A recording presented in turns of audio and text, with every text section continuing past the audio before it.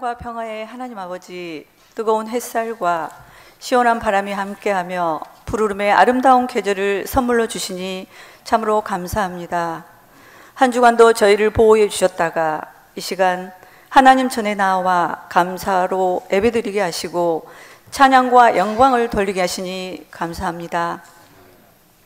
나의 등 뒤에서 도우시는 주님, 우리를 도우시는 주님을 뒤로 하고 안목의 정욕과 이생의 자랑 가운데 빠져 있지는 않았는지 이 시간 고백하게 하시고 우리의 연약함을 불쌍히 여겨주셔서 우리의 죄를 용서하여 주시옵소서.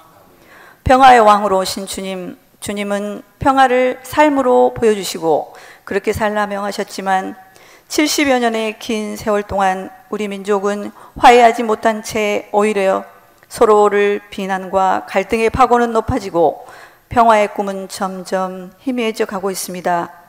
6월 보훈의 달을 맞이하여 그들의 희생을 기억하게 하시고 원수된 것을 십자가로 소멸시키시고 둘을 하나로 만드는 평화의 마음을 간직하게 하셔서 전쟁과 폭력의 도구였던 총칼을 평화 화해의 상징인 무지개로 변화시키는 하나님의 선한 백성들이 되게 하여 주시옵소서.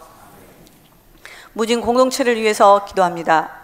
우리 교회가 말씀에 의지해 복음의 빛을 무장하여 이 지역 사회 가운데 빛과 소금의 역할을 다하는 교회가 되게 하여 주시고 하나님과 함께라면 능치 못할 것이 없으니 하나님께서 보내주신 우리의 가족, 교우, 친구, 이웃과 함께하면서 어떤 어려움이 우리 앞을 닥칠지라도 이겨내게 하시고 하나님의 눈으로 세상을 바라보고 하나님의 마음으로 세상을 품게 하옵소서.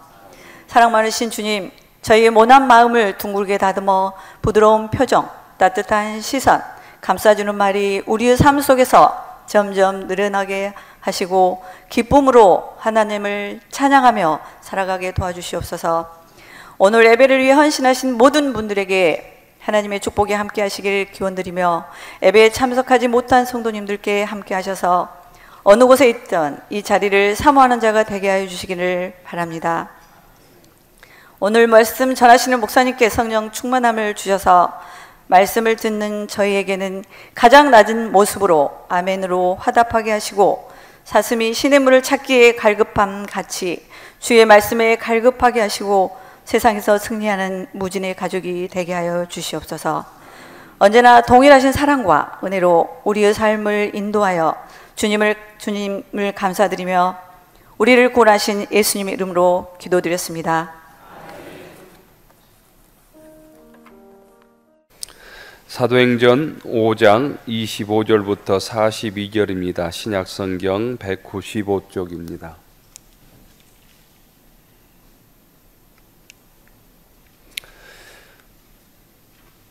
사도행전 5장 25절 사람이 와서 알리되 보소서 옥에 가두었던 사람들이 성전에 서서 백성을 가르치더이다 하니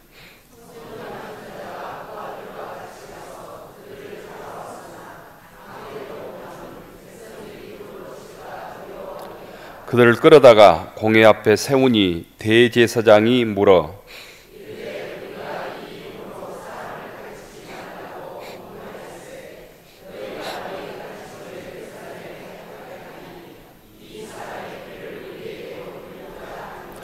베드로와 사도들이 대답하여 이르되 사람보다 하나님께 순종하는 것이 마땅하니라.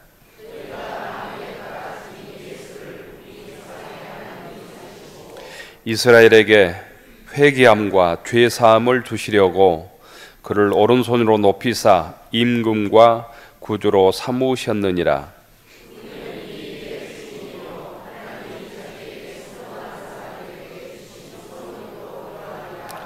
그들이 듣고 크게 노하여 사도들을 없이 하고자 할세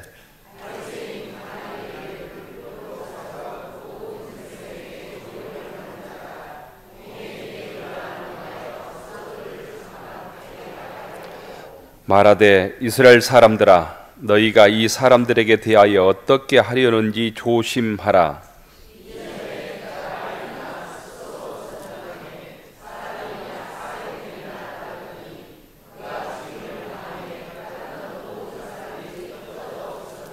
그 그 호적할 때 갈릴리의 유다가 일어나 백성을 꾀어 따르게 하다가 그도 망한즉 따르던 모든 사람들이 흩어졌느니라.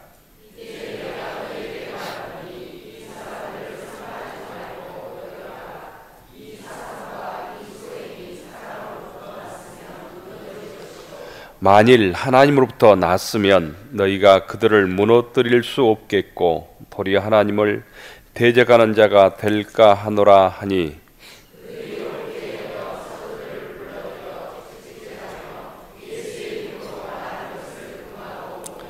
사도들은 그 이름을 위하여 능욕받는 일에 합당한 자로 여기심을 기뻐하면서 공회 앞을 떠나니라. 그들이 날마다 성전에 있든지 집에 있든지 예수는 그리스도라고 가르치기와 전도하기를 그치지 아니하니라. 아멘. 이 시간 말씀을 통해서 성령 충만한 믿음의 교우들이 되기를 축원합니다. 그동안 한국 교회 성도들은 성령 충만에 대해 매우 편협하고 또 많은 부분에 잘못된 이해를 가지고 있었습니다. 우리가 성령 충만하면 부흥회에서 박수치고 소리 높여 찬양하고 열광적인 분위기에서 통성 기도하는 것만을 우리가 흔히 성령 충만한 모습으로 생각해 왔습니다. 기본산소 기도원에서 은혜 받아서 방언을 하거나 또는 어떤 미래일을 예측하는 예언을 하거나 특별한 능력으로 질병을 고치거나 또 안수에서 귀신을 쫓아내는 것만을 성령 충만으로 생각을 했다는 것입니다.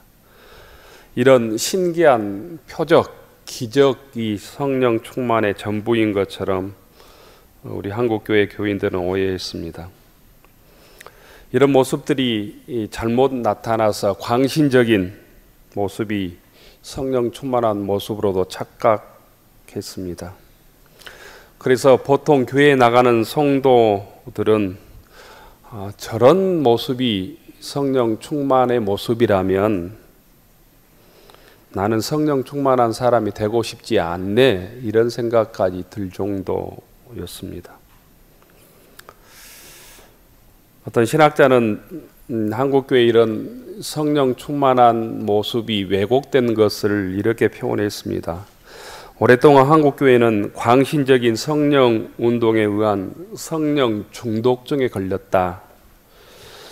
또한 성령에 대해서, 성경이 말하는 성령에 대해서 이해하지 못해서 반대로 성령 망각증에 사로잡혔다, 이런 진단을 했습니다. 성령 중독증의 잘못된 모습들이 한국교회에 나타나니까 반대로 성령이 필요 없다는 성령 망각증에 또한 우리들이 사로잡혀서 지금 신앙생활하고 있다라는 것입니다. 그 결과 한국교회 성도 중에 성령 충만한 성도들은 사라지고 자기 욕망으로 충만한, 물질의 욕심으로 충만한 성도들만 교회에 가득하게 되었습니다. 이제 성령 충만에 대해서 새롭게 눈을 뜨고 이해하고 바른 성도로서 성령 충만한 무진교회 성도들이 될 수 있기를 바랍니다. 오늘 말씀이 우리 교우들에게는 성령 충만이 이런 모습이구나, 이런 성령 충만한 성도로 살아가야 되겠구나, 이렇게 결단하는 시간이 되기를 축원합니다. 어떤 사람이 이 동창회 모임을 하면서 차를 가지고 가게 되었습니다. 유명한 식당이었는데 그 주차장에 차를 주차할 수 있을지 걱정이 되어서 그 사람이 이 식당에 전화를 했습니다. 식당에 전화를 해서 주인에게 물었습니다. 그 식당에 주차장 있습니까? 그런데 전화기에서 주인의 목소리가 이렇게 들려왔답니다. 손님 중에 주차장님 전화 왔습니다. 손님 중에 주차장님 계시면 전화 받으세요. 홀을 향해서 사람들을 향해서 주차장님 전화 받으세요. 전화 받습니다. 저희들이 예수를 잘못 믿으면 주차장 있나요?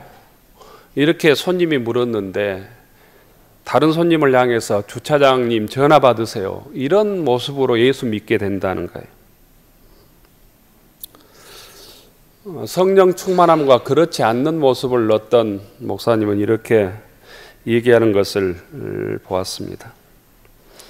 아무리 교회 오래 다녀도 성령 충만하지 않으면 자기 생각대로 예수 믿는다.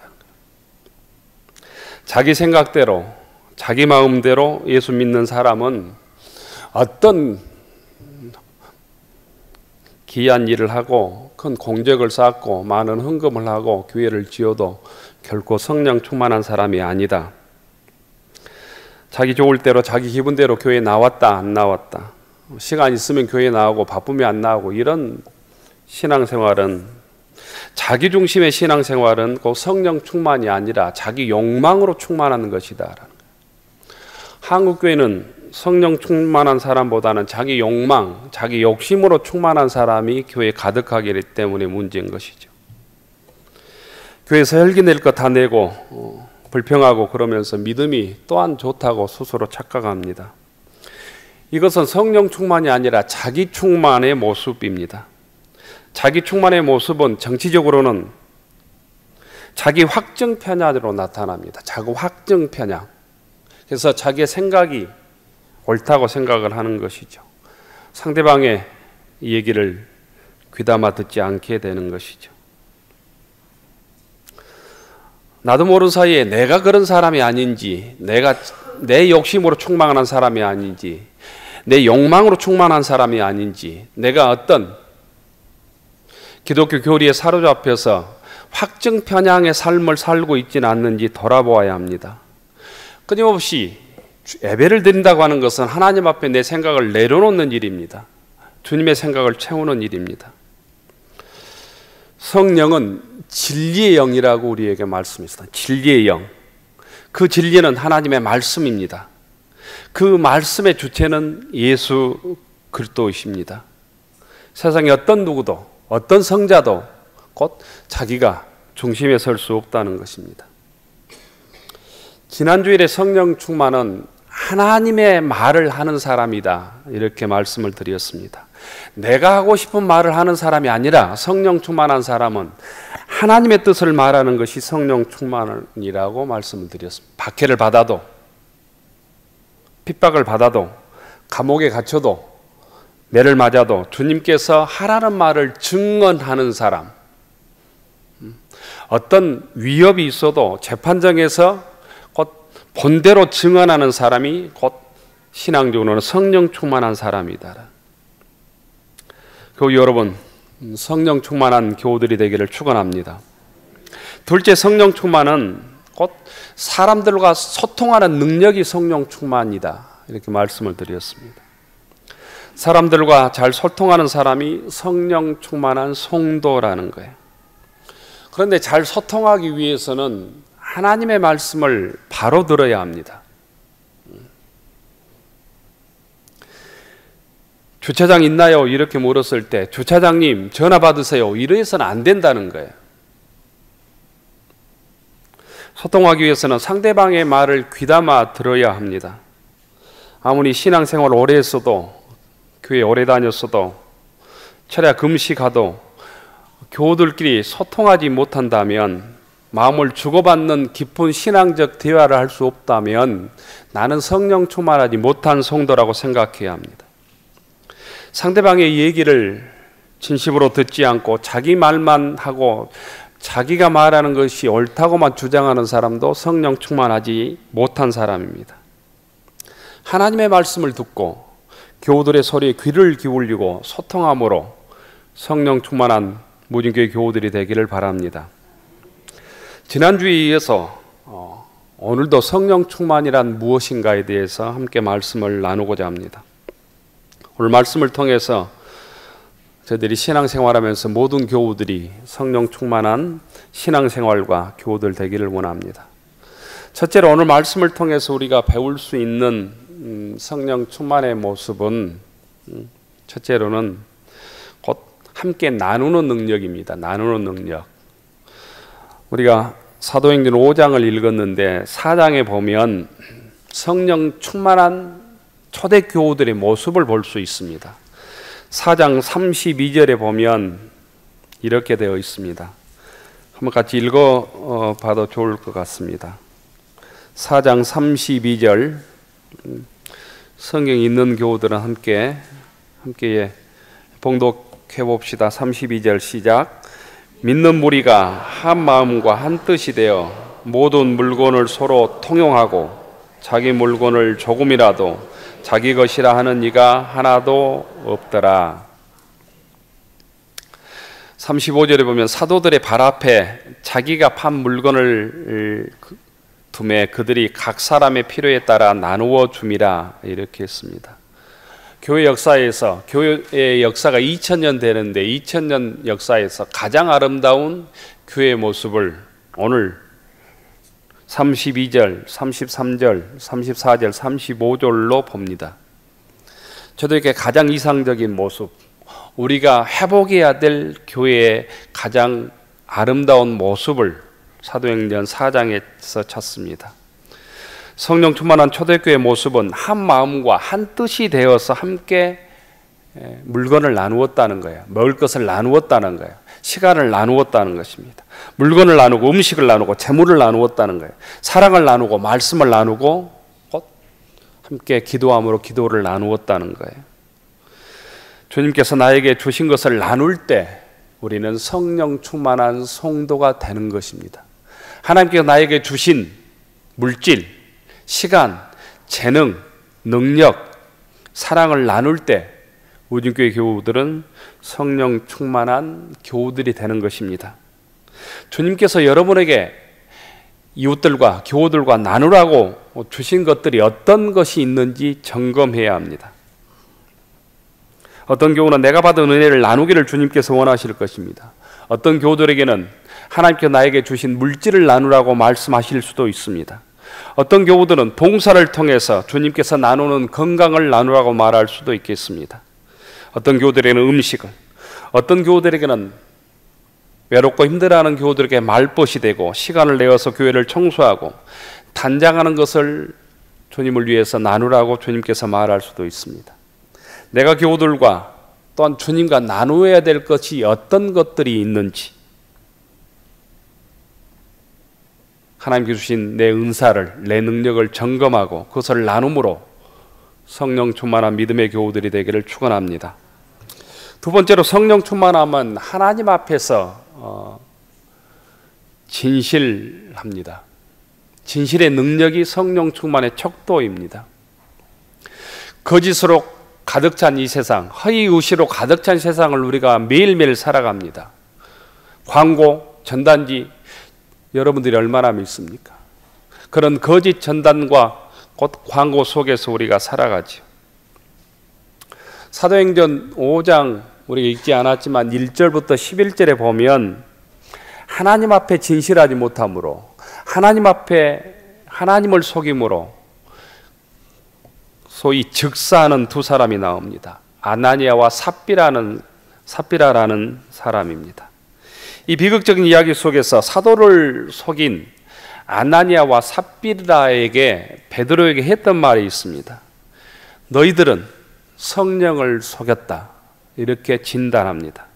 사도행전 5장 3절에 보면 베드로가 이르되 아나니아야 어찌하여 사탄이 내 마음에 가득하여 내가 성령을 속이고 땅값 얼마를 감추었느냐. 지금 생각해 보면 아나니아와 삽비라는 소위 교회에서 공로패나 감사패를 받아야 될 사람이에요. 자기 재산을 전부를 팔아서 사도 앞에 내놓았던 사람입니다. 그런데 일부를 감췄다고 그랬습니다. 일부를. 그런데 오늘 4절 하반절에 보면 네가 사람에게 거짓말을 한 것이 아니라 하나님께 거짓말을 했다. 4절 하반절에 사람에게 거짓말하는 것이 아니요 하나님께로다 이렇게 말씀합니다. 여러분들이 교회를 위해서 자기 재산을, 자기 집을 팔고 뭐 땅을 판 교우들이 있습니까?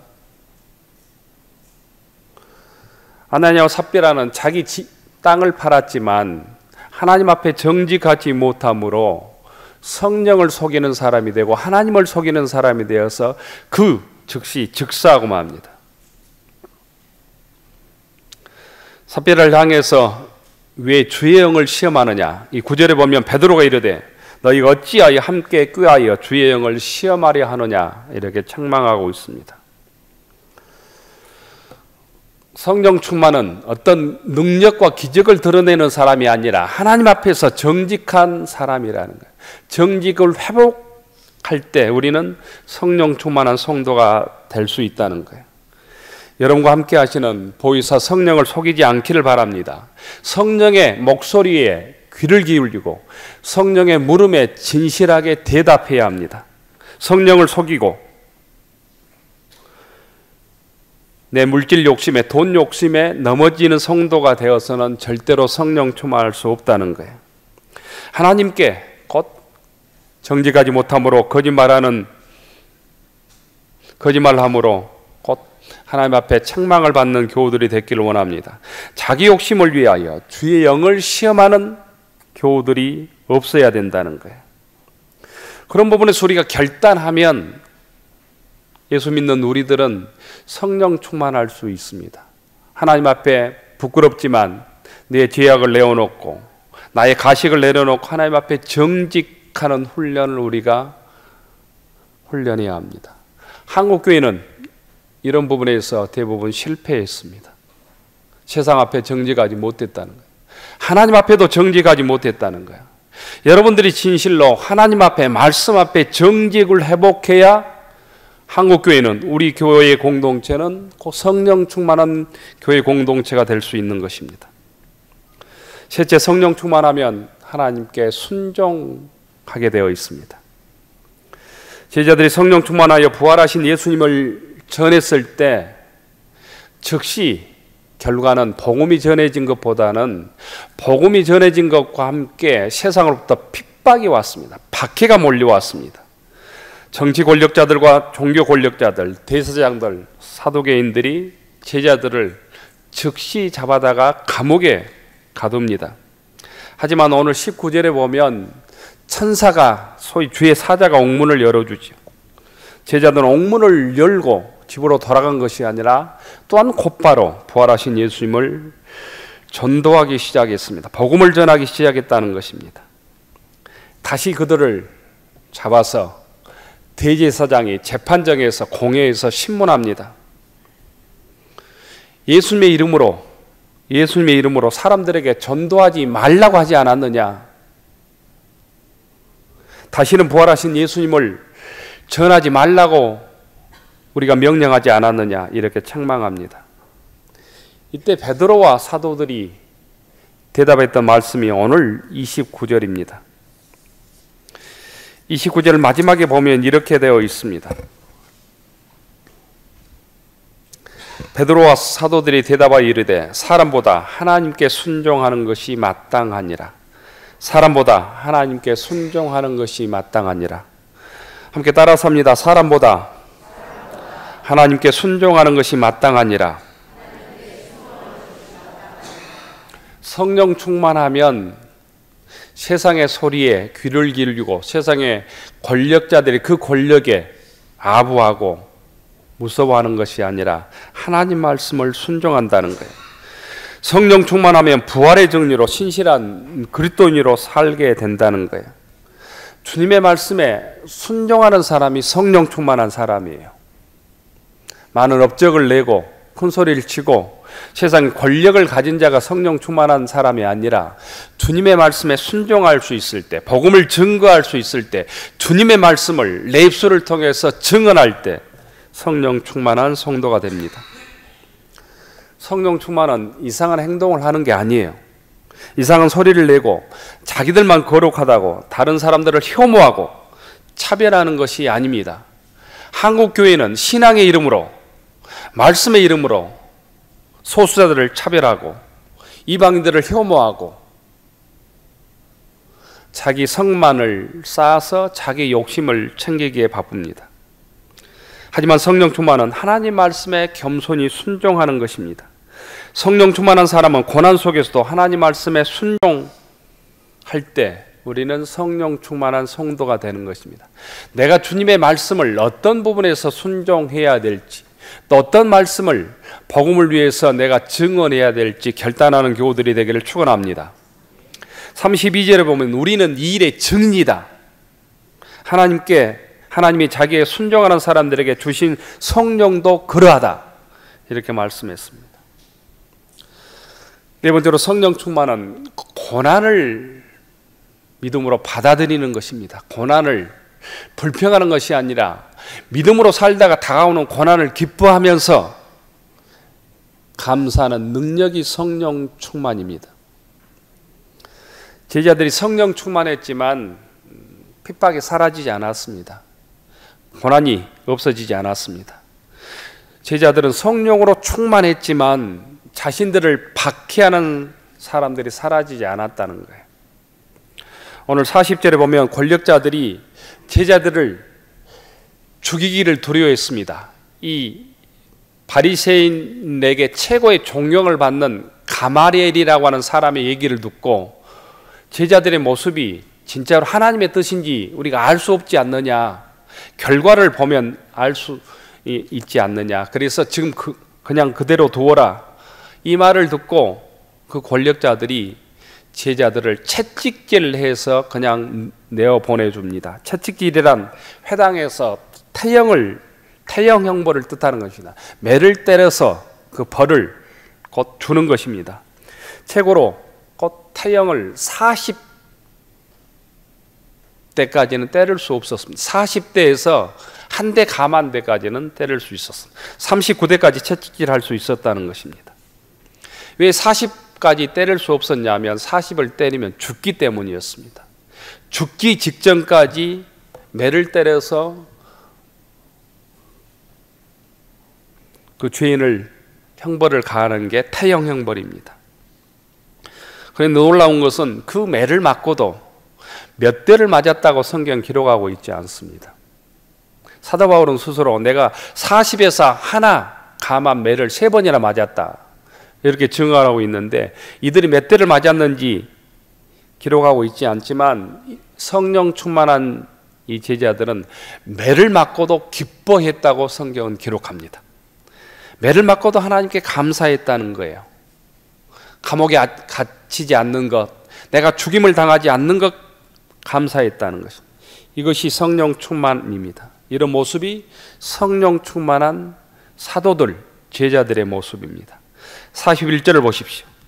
사도들은 그 이름을 위하여 능욕받는 일에 합당한 자로 여기심을 기뻐하면서 공회 앞을 떠나니라. 핍박받은 것을 당연히 여겼다는 거예요. 매를 맞는 것조차도 기뻐했다는 거예요. 제자들은 박해받고 핍박받고 능욕을 받으면서도 그것을 이상한 일로, 괜히 예수 믿었네 이렇게 말하지 않았다는 거예요. 당연한 일로, 그리스도인의 일로 여기며 감사하고 기뻐했다고 합니다.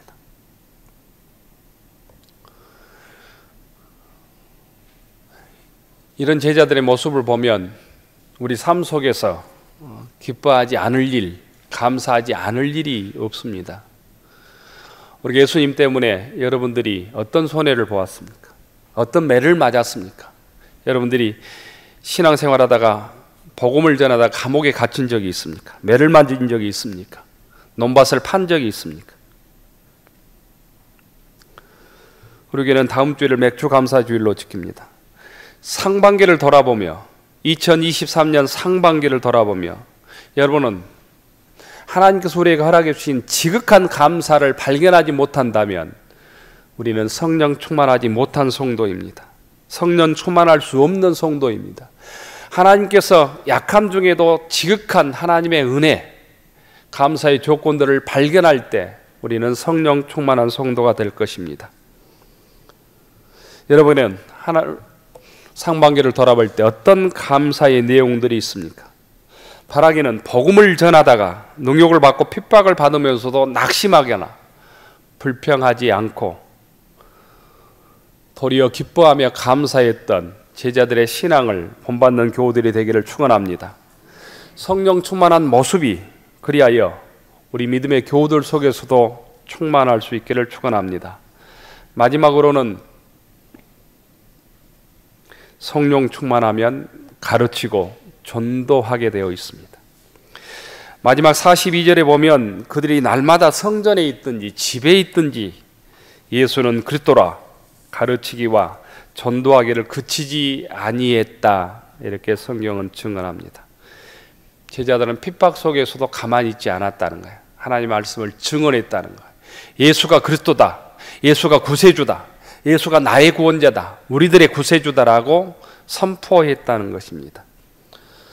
모든교회 모든 교우들이 복음을 전함으로, 복음을 증언함으로, 전도함으로 성령 충만한 교우들이 되기를 축원합니다.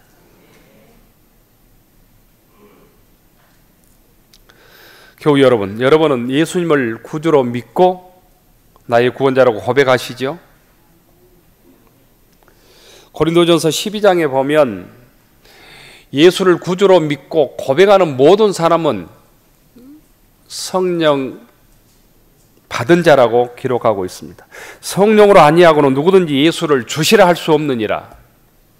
성령을 우리가 받지 않았으면 예수님을 구주로 고백할 수 없다는 거예요. 예수를 그리스도로 고백하는 사람은 이미 성령을 받은 사람이라는 거예요. 이제는 우리가 성령 충만한 삶을 사는 게 우리의 과제로 주어졌다는 거예요. 하나님의 말씀을 지키며 살리고 애쓰는 사람이 이미 그 안에 주님께서 성령을 부어주셨습니다. 그래서 세상에서 환난을 당하지만 담대해야 되는 이유가 거기에 있습니다. 그리고 우리의 생각을 바꿔야 합니다. 우리의 생각을 크게 해야 합니다.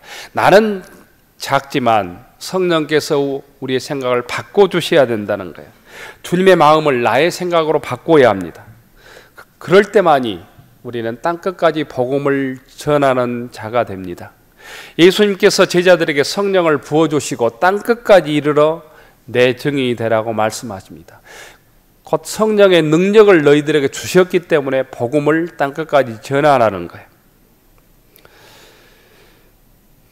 잉어를 일본어로 코이라고 부른다고 합니다. 코이. 근데 비단 잉어를 일본말로는 니시키 코이라고 한답니다. 니시키 코이. 근데 비단 이 잉어는 아주 신비한 능력이 있어서 조그만 어항에 넣어놓으면 5cm에서 8cm밖에 안 자란답니다. 그 비단 잉어가. 근데 좀 더 큰 연못에 넣어놓으면 한 30cm까지 자란답니다. 근데 이 잉어를 넓은 호수에 넣어놓으면 1m까지 자란답니다. 곧 성령은 좁은 어항에, 우리의 마음속 같은 좁은 어항에 놓으면 8cm, 5cm밖에 자라지 못하는 이 니키시 코이라는 비단 잉어 같은 능력밖에 발휘하지 못하게 되어 있습니다. 좁고 얕은 내 중심적인 생각을 넘어서서 주님의 말씀을 나의 비전으로 품을 때 1m까지 자라는 곧 니키시 코이가 될 수 있는 것이죠. 우리가 비록 약하고 부족하지만 하나님의 성령으로 충만할 때 1m까지 자라는 비단 잉어처럼 세상의 증인이 되고 땅끝까지 이르러 복음의 증인으로서 주님께 쓰임받을 수 있게 되는 것입니다. 교우 여러분, 주님께서는 제자들에게 이별하시면서 내가 너희들에게 보혜사 성령을 보내주시겠다고 요한복음 14장에 이미 약속하셨습니다. 17절에 보면, 요한복음 14장 17절에 보면 그는 진리의 영이라 너희는 그를 아나니 그가 너희와 함께 거하시며 너희 속에 계시겠음이라, 이렇게 말씀하였습니다. 보혜사라는 말은 상담자라는 뜻을 가지고 있습니다. 카운셀러. 또 위로자라는, 컴포터라는 뜻도 가지고 있습니다. 또는 돕는 자, 헬퍼라는 뜻도 가지고 있습니다. 성령은 우리를 상담해 주시고 우리를 돕고 우리의 능력을 주시는 분이다라는 거예요.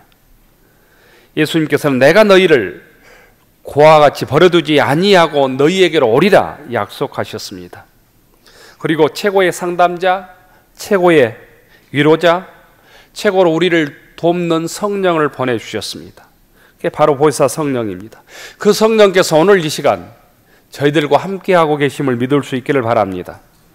교우 여러분, 예수님을 구주로 고백하고 이웃과 교우들과 함께 나누고 친교하고 하나님 앞에 정직함으로 주의 말씀에 순종함으로 성령 충만한 교우들이 되기를 축원합니다.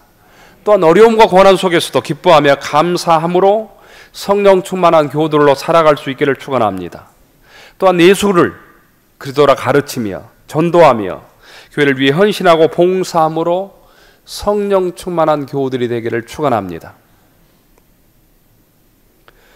하나님께서 보혜사 성령으로 저희들을 충만케 하심으로 주의 백성으로 주님의 제자로 무님교의 성도로 세상의 어려움 속에서도 고난 속에서도 유혹 속에서도 당당하게 주의 백성으로 살아가는 교우들이 되기를 축원합니다.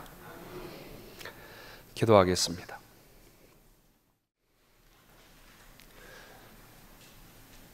하늘 우러러 축원하옵나니 이제는 주 예수 그리스도의 은혜와 하나님의 사랑과 성령의 교통하심이 부활하신 주님께 드리고 서로 나누며 하나님 앞에 거짓 없이 진실하며 주님의 뜻에 순종하며 복음을 전하는 일을 기뻐하며 모든 일에 감사하며 살아가기로 다짐하는 교우들 머리 위에 우리의 자녀와 일터 위에 이제부터 영원토록 함께 하시기를 간절히 축원하옵나이다. 아멘.